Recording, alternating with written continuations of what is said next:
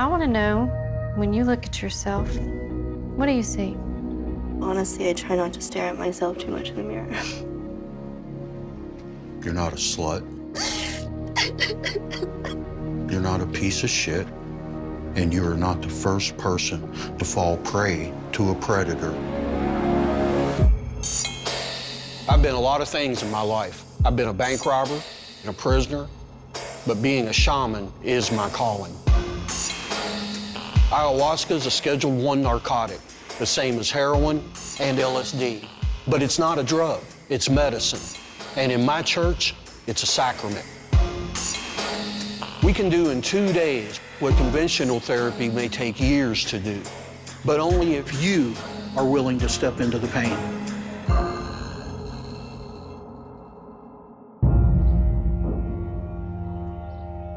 I started working with people as a medicine person and as a shaman approximately 15, 16 years ago. At the time, I was recently released from prison.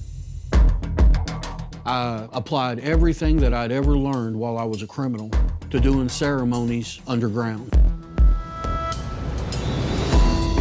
If I worked with somebody, it would be in a different location each time. Each location would only be used once, and I made sure my footprint in that location was incredibly minimal. Here's this Class 1 scheduled substance that the government looks at the same as meth, opiates, heroin, and it's healing people right in front of me. There was many times I was wondering, what in the fuck am I getting into? I am not only distributing a Class 1 substance, I'm manufacturing a Class 1 substance. If they bust me doing this, I'm going to prison for the rest of my life. But you know what? Every time, Mother was there just nudging me. Come on, dude, you can do this. I go to the spirits, and they're like, we got your back. We need you to trust us. We need your skill set to bring Mother out of the jungle. And then, in 2013, gay marriage was starting to become legal in a handful of states. And Southern Baptist ministers were scared that gay couples were going to come to Kentucky and force them to marry them. Homosexuals. Kentucky enacted the Religious Freedom Restoration Act. This act states that the government shall not substantially burden a person's freedom of religion. Essentially, however people worshiped in their church was off limits to the government. I recognized quickly that in this act, there was a loophole that I could go legit. I went to the local authorities, I filed my paperwork that I was starting a church. Of course, I didn't mention ayahuasca. It was just a Native American church where we were going to offer spiritual ceremonies. And that's when we stepped out, planted our flag. I am here, and I'm giving the most powerful psychedelic known to man to some of the most unstable people. And guess what? We're healing them every step of the way.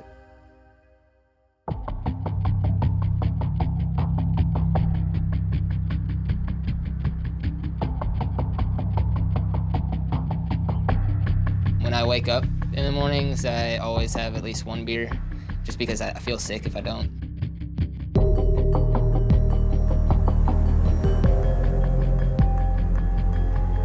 I'm an alcoholic for sure. On average, what I drink a day after work, it's about a 6-pack. On a day off work, probably a 12-pack, if not a 24-pack sometimes. When was the last time you had a drink? This morning. Now, pretending being an alcoholic's great. Being an alcoholic's fun. And in reality, it's not. It's definitely gotten me into trouble before. I went to jail because I was drunk and had broken out a bunch of car windows.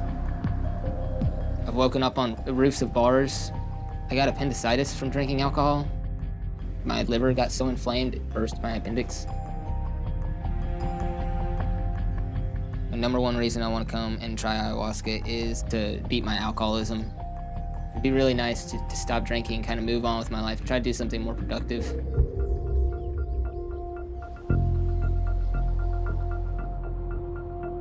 I have past traumas that I carry around with me, like heavy luggage that I need to unpack. For 8 years, I was addicted pretty heavily to opiates. got to a point where if I didn't stop what I was doing, I was gonna die. That's what that addiction does. It takes your life from you, piece by piece by piece.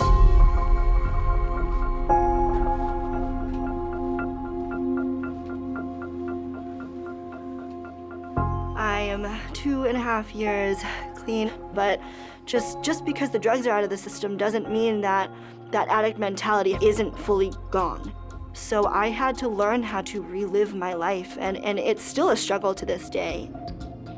My intentions for coming here to Ayahuasca are to deal with a lot of my past traumas that I've been holding on to that causes anxiety and depression and just depletes your self-worth, and I'm ready to rise above that. So are you all ready to see where you are going to spend the next couple of days? Yes, ma'am. All right, well, if you all would like to grab your things and follow me. Welcome, welcome, welcome. In this group, we have Donovan from Tennessee, Elizabeth from Massachusetts, and we have Emma from Illinois. Ever since I was little, I always felt like I had two sides to me. And I'm known for being like this happy-go-lucky person.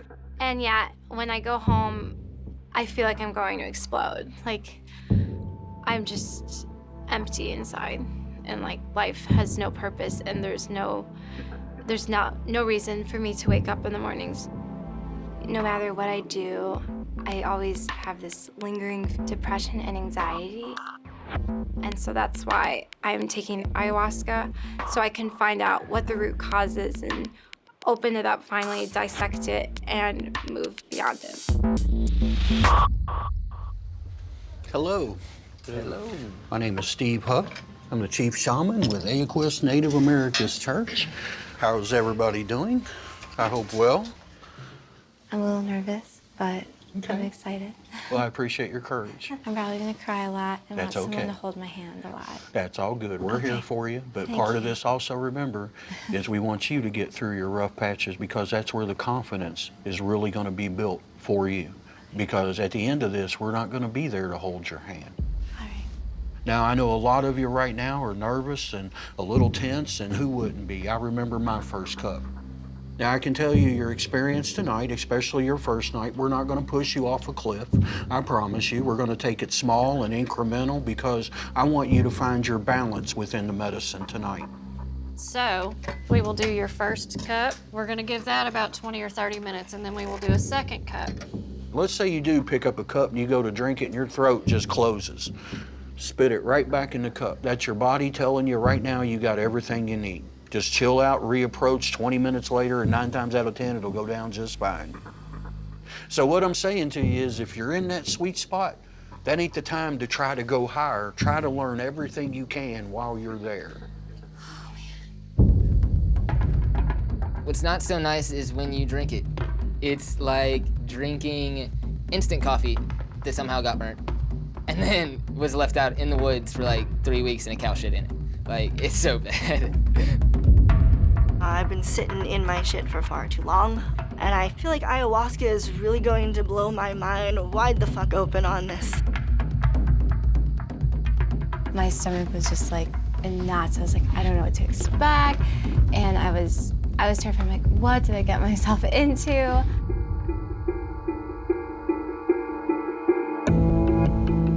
Ayahuasca is a hallucinogenic tea made with plants from the Amazon, and it is the strongest psychedelic known to man. But this isn't like LSD. Ayahuasca is a portal to your inner self, your subconscious. And through that portal, you're going to meet a goddess we call Mother Aya. When your journey first takes off, you may feel euphoria until, boom, the spike hits and the purge begins. You may laugh, you may cry, and you may do both at the same time. You may puke or shit, but each of those purges are a physical manifestation of an emotional release. That's when you truly find healing.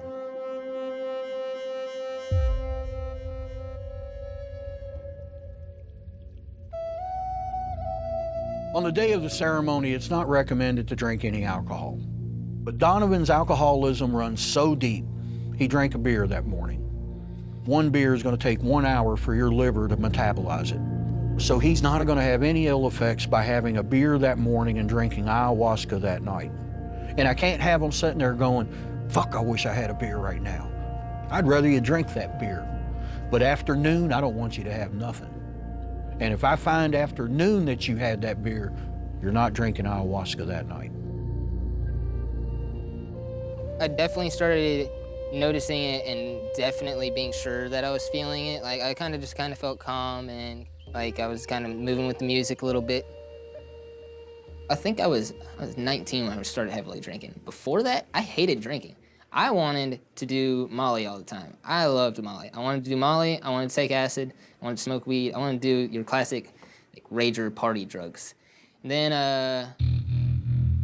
I went to jail because I was drunk and had broken out a bunch of car windows. And they put me on probation. And whenever I put on probation, I was getting drug tested. I couldn't smoke weed anymore. And that was the main drug I was doing. So I started drinking. Probation, I like to blame it for making me an alcoholic, but it's not totally to blame, but it definitely played a huge role in me becoming an alcoholic because alcohol is legal.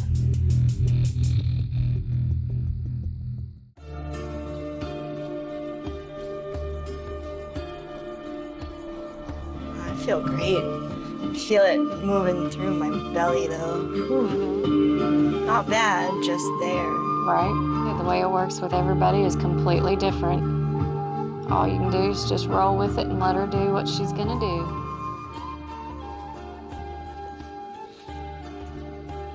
When I put the hood over my head and started crying, that was when it was starting to hit me. And I was like really tuning into the music. And the music was just so beautiful. It just made me cry. Emma made the comment that she is one that cries a lot and she might need somebody to hold her hand. But if you're just going through a painful process, you need to go through that. Sometimes you gotta put your big girl panties on and you gotta pull them up tight and you gotta walk it off. My childhood was really a fog to me. I don't quite remember most of it. I always say, like, I don't have a lot of memories. My parents split when I was 3, so I was always back and forth between her and him. The most explicit memory I have is being 6. My dad had told me that he was gonna take me to court and I needed to choose between her and him. He told me that my mom didn't love me and I needed to leave her and that he needed me and that he was the only one that could take care of me.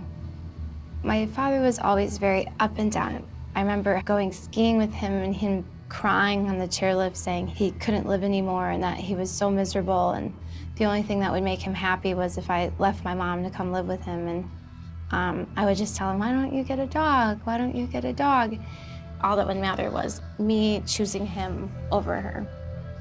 High school was when I started drinking because I couldn't handle whatever I was feeling. I'm hoping that ayahuasca will help me with my drinking issues so I don't allow myself to move past that point of not caring anymore.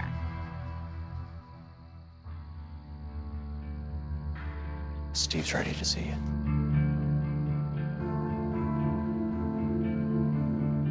With Donovan, we have arranged a photo collage, if you will, to be placed on a wall through a projector. We're using the LED lights and colors to speak directly to his subconscious mind while we're using imagery to imprint and discuss certain painful topics and pleasant topics. Please have a seat. When there was positive scenes up, switch to green. When there was secure scenes up of family, friends, and groups, switch to blue. The reasons is blue is a secure color. When there was jail scenes up, I wanted red. I wanted that to signal his subconscious, you gotta stop. Because this is where alcohol is gonna lead this young man if he doesn't get a grip on himself right now. Where do you see you going in life? Where do you wanna go? Let's talk that. Obviously, you don't like how your life is progressing thus far, or you wouldn't be trying to change it. Is that correct? I think I've been so fucked up all the time, I haven't actually, like, sat down and actually put some real good thought into what I want to do. Like, Do you drink every day? just about, yeah, it makes me sick in the morning if I don't drink a beer. That's physical withdrawals. Yeah, it is. You know there's only one way to quit, right? Quit. Quit. Quit. That's the only way. I've been there. I started drinking when I was 5 years old, is when they gave me my first taste of whiskey. I didn't get a handle on my alcoholism to my first DUI. I would like, if you would, just kind of kick back here and just sit here for a few minutes, just watch this imagery and just relax a little bit. The reason I chose some of these images of incarceration, because you keep fucking up and that's where you could end. You know, I was in prison with a guy who woke up in a jail cell one day because he was drunk and blacked out and didn't know why he was there. And then when they brought him his paperwork, it was vehicular homicide. Your liver. Your liver is the second largest organ in the body outside of your skin. And it's the only one you got. You ever see someone with jaundice where their liver ain't functioning and they're all yellow? And the other side is alcoholism ain't gonna get any easier for you to tackle. It's just gonna get harder the longer you let it have free hand. And then you can't do that stuff that you like with the friends that you want and the family that you could build. And while you might have thought about this in many other ways and many other places, you've never done it while you're under ayahuasca, and that's why we're doing this. Just to give you some time to think. Because Donovan, you're a good guy. You got a lot going for you. You got a lot to offer the world. When I was working with Donovan, the first thing that came to me is he hasn't really seriously grasped the depths of his addiction. And that's where I'm not sure, is he at a place that he truly wants to change. But you know, the one thing that I do know I cannot make any prediction on the first night, and that is Mother Aya. Mother Aya is the wild card to all this. Definitely being upstairs with Steve really triggered the ayahuasca. It started getting it going and started helping me kind of feel the effects. I started off seeing my own face. And it wasn't like looking in a mirror, it was like looking at another person, but it was me, it was my own face, and it's so hard to picture that in your own head. Started feeling the effects a little stronger, started feeling like all at once, alcohol withdrawals were hitting me. I was getting shakes, and then I purged very hard. I don't know what it was, something came out, man. I think it was good. I think that was good for me, for sure, to let all that bad, toxic shit out, just kind of purge it out. Yeah, I'm fine. Fuck.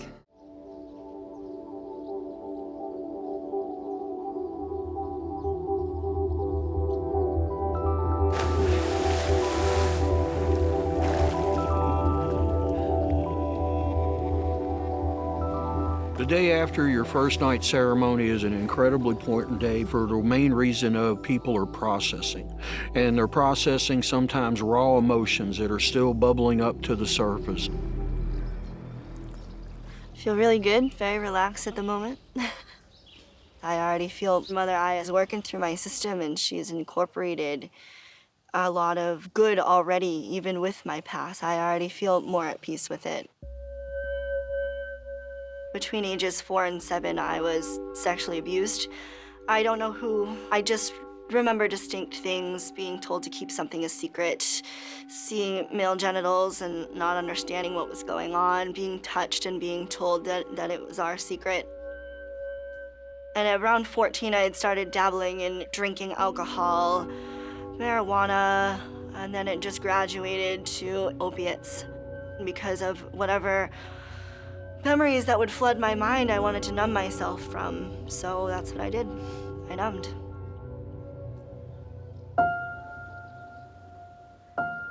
When I was 19 years old, I was told by my mother that there is a big possibility that my father was not possibly biologically mine. So I reached out and found my supposed biological father, and he's a pretty awful man. I remember being really fucked up on drugs, and I blacked out, and when I came to, he was touching me and would tell me, these are all feelings that it's natural for you to feel sexually towards me. It's natural for you to want me the way that I want you. And then right after the act went down, I would throw up. It was awful. It was awful and confusing, and I didn't know what to make of it. It made me feel dirty. It was a disgusting feeling, and I just wanted to kill myself. I was ready and willing to leave this earth. Because of all these situations in my life, I feel at a very young age being touched equaled being loved beyond measure. I would really like to change that way of thinking, that sex no longer equals love. It can be a part of love and a beautiful part of it at that, but it doesn't mean love.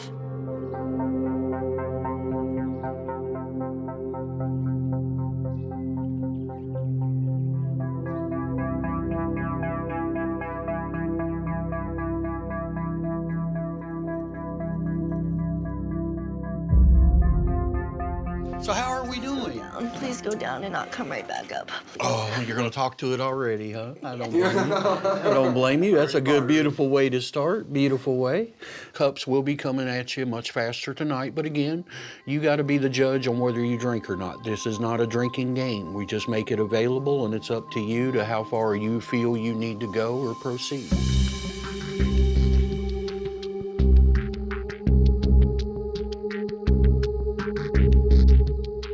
We are spiritual triage. We only have 2 to 3 days with you, and we do what no other medical establishment can do in years, and that is give you a brand new life, a brand new connection to the universe, and a whole brand new you.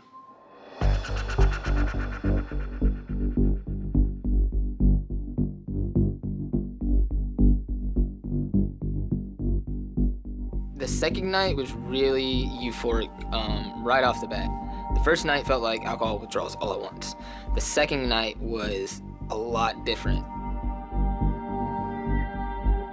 And that's when I saw like this big red fiery eye. Like a cosmic eyeball. It was a little freaky. So I opened my eyes. I was like, whoa, wait a sec. I'm about to get burned down by this eyeball. And then it just kind of dispersed and was gone, and I was in complete nothingness.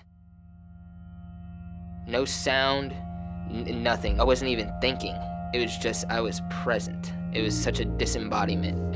It was like only my consciousness was in this. I came out of that feeling so good. It felt great. It felt like everything had been lifted off my shoulders.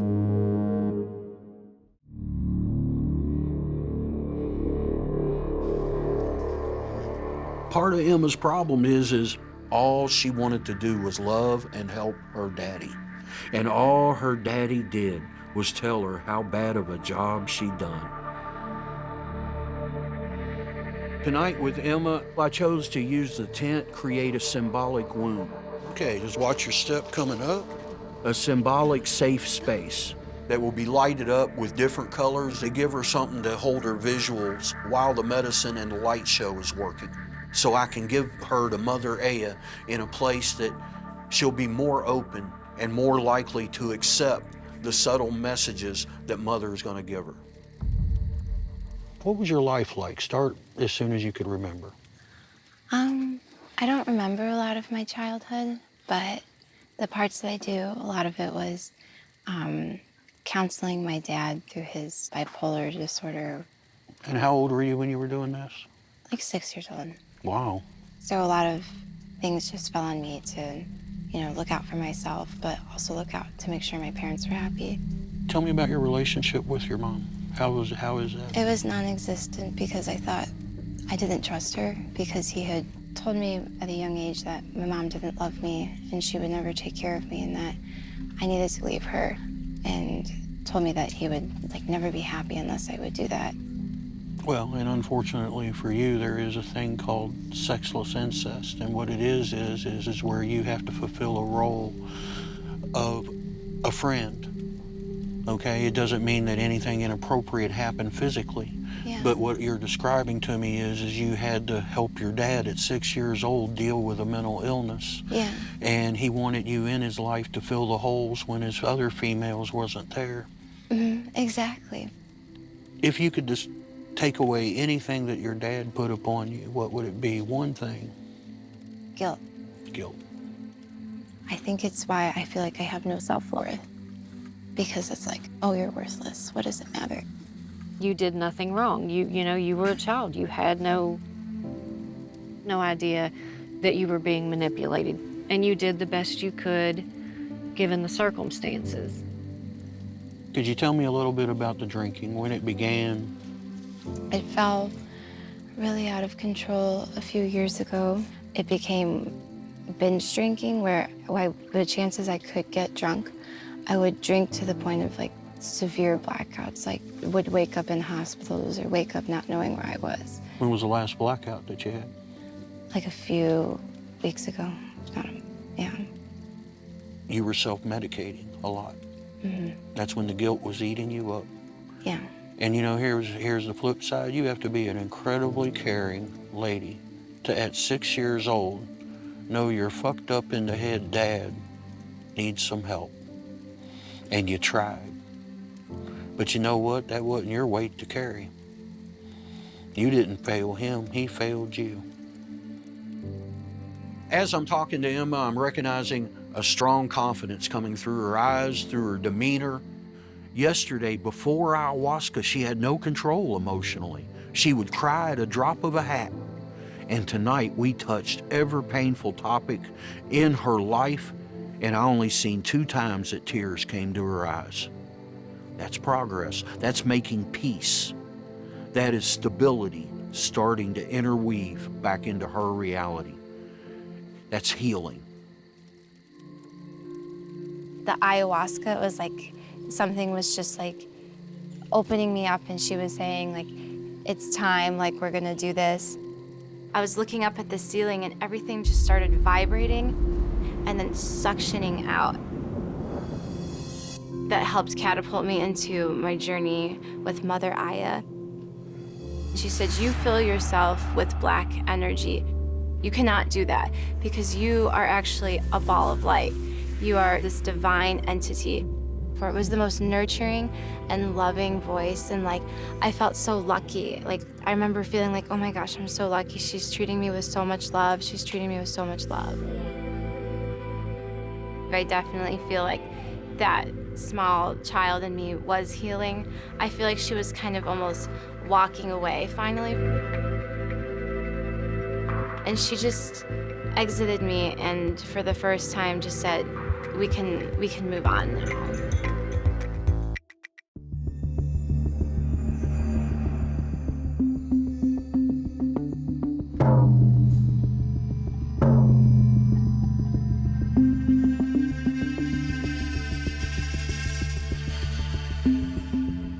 Elizabeth is going to be a tough case because she comes from a lot of trauma. She had a biological father who, for all intents and purposes, raped her. I'm hopeful that Mother Aya tonight will really touch her heart and her mind with pure, unconditional love. You get that chair sitting there by itself. Right there. Right here? Okay. And it's just us. I just got really emotional about me. That's all good. That's okay. It's okay. That's what we came for, is to crack some of these emotions, isn't it? To help us heal. That's okay, Steve. And just take you a moment. Mother Aya now is running through my veins and my system and, you know, kind of tripping out in a sense. And I knew something like legit was about to go down. It's just how far I was willing to go with it was the question. You share with me what you can, but try to go as deep as you can. There you go. My My mom drops a bomb on me that my dad, who raised me, loved me, may possibly not be my biological father. And I was 19 when that happened. She tells me she knows who my biological father is, and that she's been in contact with him, and that he's not exactly the nicest man in the world, but she wanted me to make my own decision. So I reached out to him. Probably the worst fucking mistake of my life. I remember the first night meeting him, he was very open about everything. And one comment he did make was tell me how big his penis was, which I thought was really fucking weird. I was a little weirded out about that. At this point in time, I'm in my full, sexuality. I started abusing drugs. He took advantage of me. I can't even believe I'm, admitting this right now, but it's just part of my story. Yes. And I remember just being, in and out of consciousness, and he was touching me, but I was so fucked up on drugs, I didn't know. Right. I remember, crying hysterically in a corner, asking him not to touch me, and he'd do it anyway. I was really suicidal after that, and I wanted out. I wanted out of this world. I was so disgusted with I couldn't look at myself. I was so disgusted with myself. Let me just breathe for a second. Take your time. It wasn't my fault. It wasn't my fault. No. No matter how old I was still young-minded, and he just And he knew it. fucked with me so bad. And he mind fucked you. And I still to this day have not been able to forgive him. I want to forgive myself, but I can't. I'm not there yet. It's okay. Fuck you. It's okay. Trust me, I'm proud of you. You're a hero in my eyes. I'm not sure I could have lived through what you did. I want you to also understand is that was yesterday, and I know you know it, but not under ayahuasca. And right now your subconscious is wide open, and that's why we're doing what we're doing. So what are we doing? Well, what we would like to do is we've created this arena of introspection. It has some TVs and mirrors, and it's also going to show yourself from a different perspective. We're going to use the color light therapy to work right with your subconscious, and I feel you're strong enough to do this. She comes from this cauldron of shit, this shit soup. But this is where we got to go in and kind of change the neural pathway to get around these roadblocks that she hasn't been able to overcome on her own. Also, what's going to be happening, Terry and I will be using conversational hypnotic techniques to really seed her mind with things that will help her with the challenges of the days to come. I want to know, when you look at yourself, what do you see?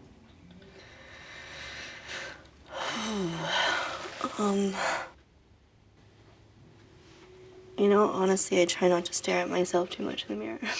Okay, can I ask you why you don't want to look at yourself in the mirror? Probably because of all the shit that I've dealt with, and especially with that situation with my biological father. His DNA is running through me. We do look similar, and I don't like to look at that sometimes. You're a beautiful woman. You're an intelligent woman. You are kind and loving.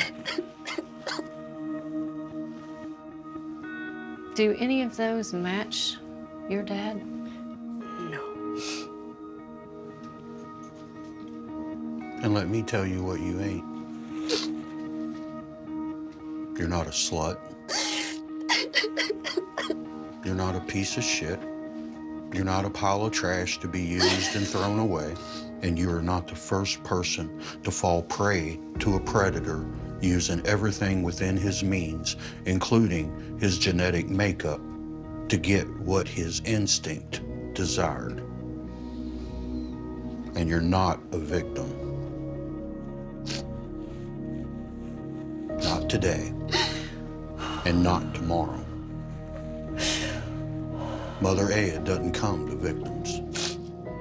Oh, she comes to warriors. To warriors, exactly. I will hear his voice for the rest of my life. You are not a slut. You are not. You are not. You are not. And I will tell you right now, for him to step in and say, you are beautiful, you are loved, you are vindicated, you are free. I literally felt the chains just break on my soul.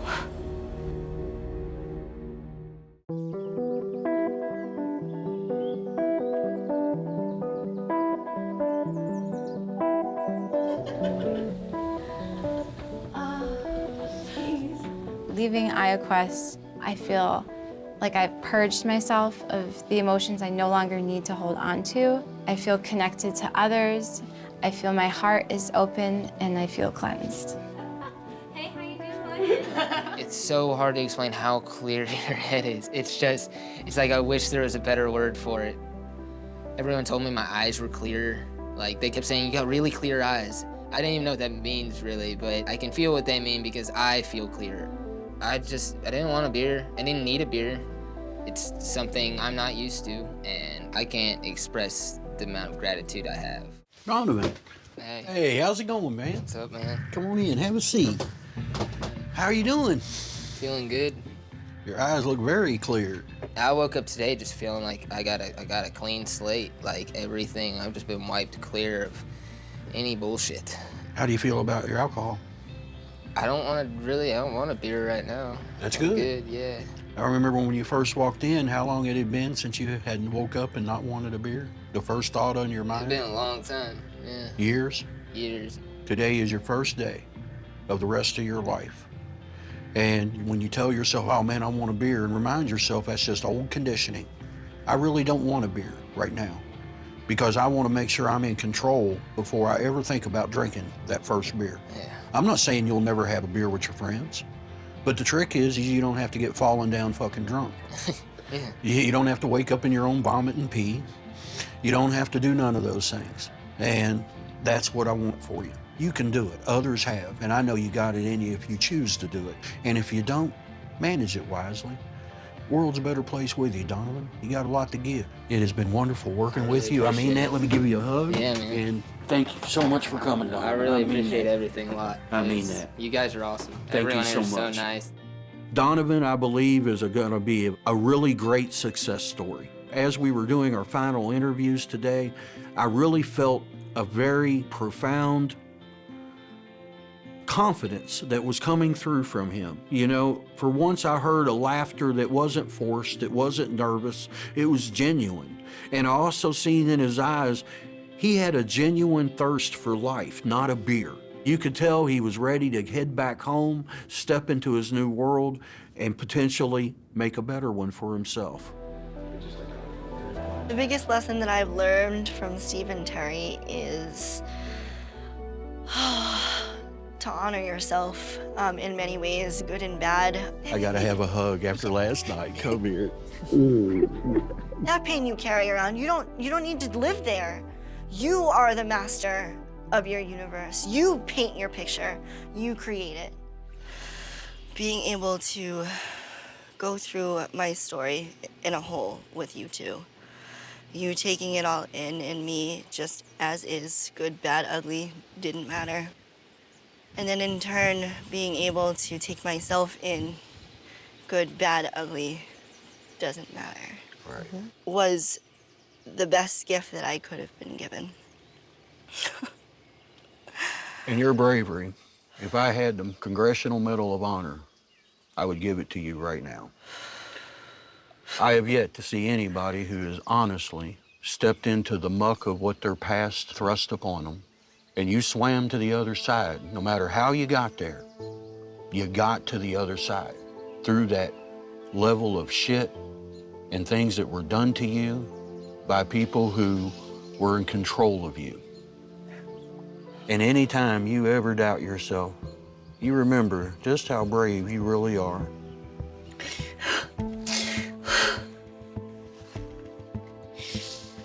It was very important to tell Elizabeth how brave she was, and this wasn't no bullshit. I wasn't making this up. This lady has some raw courage. She chose that, okay, it's my past, I'm gonna own it, I'm gonna work with it, but guess what? It ain't gonna own me.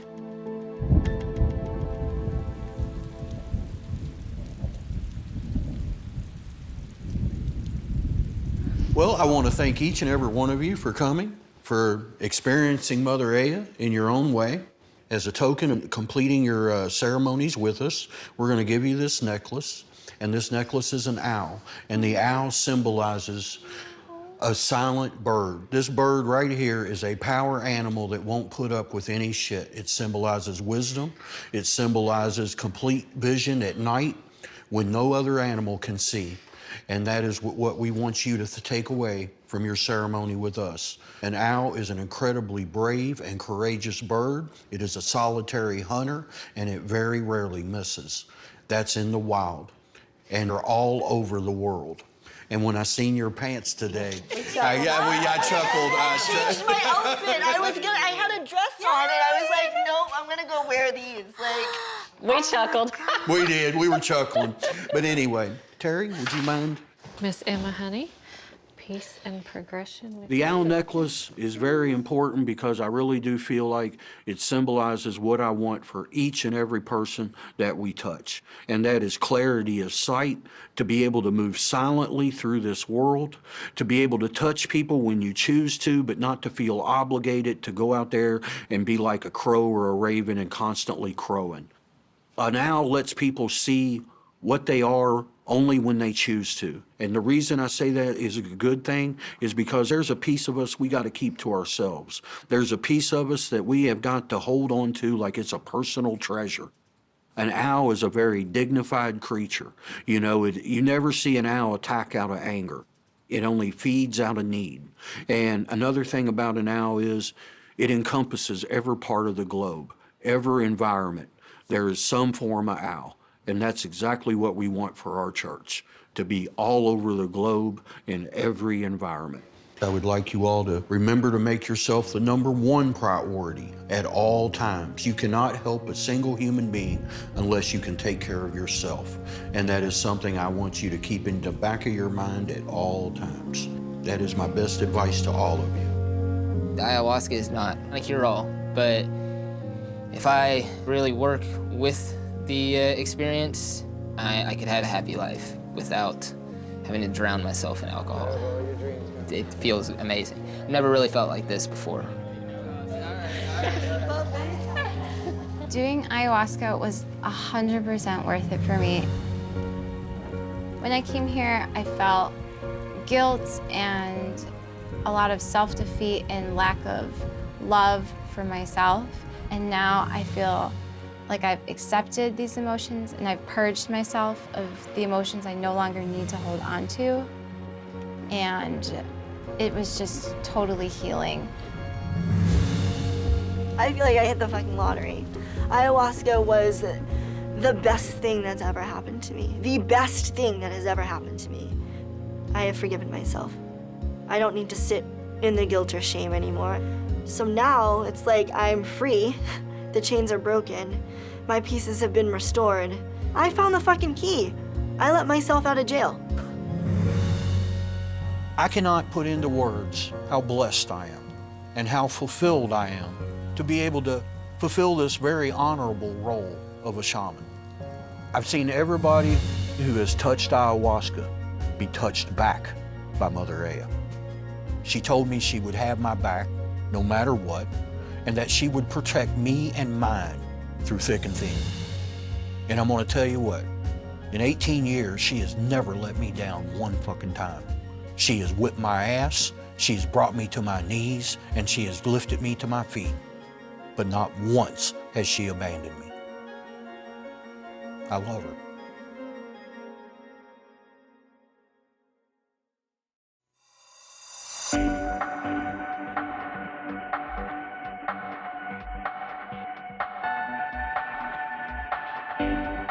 Now, I don't have a drinking problem. I just don't drink.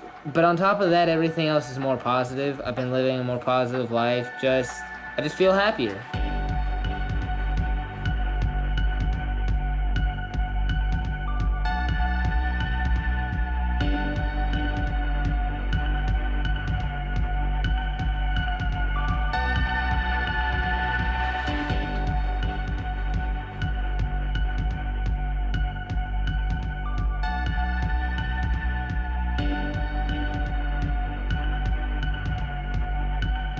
It's really amazing the change that I have seen in myself and that others have also seen in me. I'm so grateful, even through pain and strife, to still be able to come out on top.